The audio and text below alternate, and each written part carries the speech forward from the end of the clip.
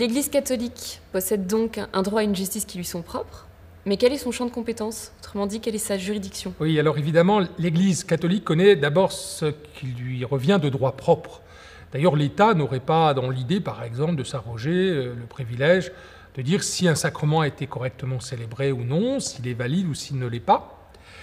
Donc il y a un champ qui concerne purement le fonctionnement de l'institution ecclésiastique, comment on nomme un curé, comment on pourvoit à l'office d'évêque, par exemple. Donc tout cela, ce sont des procédures que l'Église a mis en place pour son propre fonctionnement et pour sa mission, évidemment. Y a-t-il des cas où la justice de l'Église et la justice de l'État se croisent? Alors évidemment, on peut citer le cas évidemment du mariage. Le mariage est à la fois une institution civile dans notre pays, comme dans beaucoup d'autres pays, et en même temps un sacrement ou une réalité religieuse au point de vue de l'Église. Donc chacun va avoir à regarder l'institution matrimoniale pour la compétence qui lui est propre.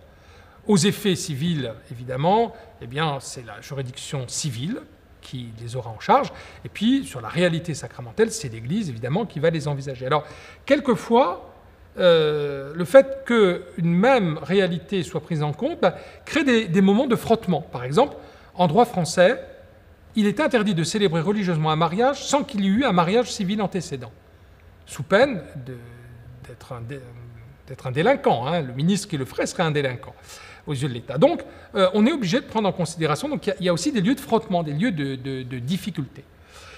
Et puis, il y a aussi évidemment des faits qu'on regarde comme convergents parce qu'ils intéressent l'homme en règle générale. Par exemple, l'Église sanctionne l'homicide, tout comme le ferait également évidemment un État. Alors évidemment, pas avec les mêmes conséquences. Et puis, l'Église, justement, parce qu'elle intègre le fait qu'elle se situe dans un tissu sociétal donné, a un principe qu'on appelle de canonisation des lois civiles, c'est-à-dire qu'elle regarde certaines lois comme pouvant avoir un effet canonique. Et de même, il existe ce qu'on appelle des normes nomocanoniques, c'est-à-dire que ce sont des États qui reçoivent les normes des religions comme les leurs. C'est par exemple au Liban le cas du mariage. Au Liban, pour savoir si on est marié, eh bien, la première instance, c'est de regarder ce que disent les religions au niveau du statut de la personne. Donc il y a évidemment beaucoup de lieux où se croisent et l'institution ecclésiale et la société sur ces points. Un non-baptisé peut-il être concerné par les lois de l'Église? Votre question est d'autant plus pertinente que j'aurais pu dire dès le début que les lois de l'Église, évidemment, même si ça peut paraître évident, ne concernent que ceux qui appartiennent à l'Église, c'est-à-dire formellement ceux qui ont reçu le baptême dans l'Église catholique ou qui ont demandé à être reçus dans l'Église catholique une fois baptisés dans une autre Église ou une autre communauté ecclésiale.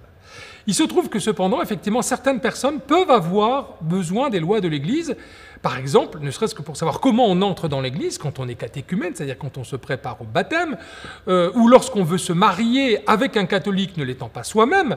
Là, effectivement, les lois de l'Église, qu'on appelle les lois ecclésiastiques, vont trouver à s'appliquer à vous, non pas parce que l'Église veut s'imposer à vous, mais c'est parce que vous-même, vous faites le sujet volontaire de ces lois, parce que vous en avez besoin, parce qu'à un moment, vous avez finalement un contact avec l'Église catholique qui vous intéresse.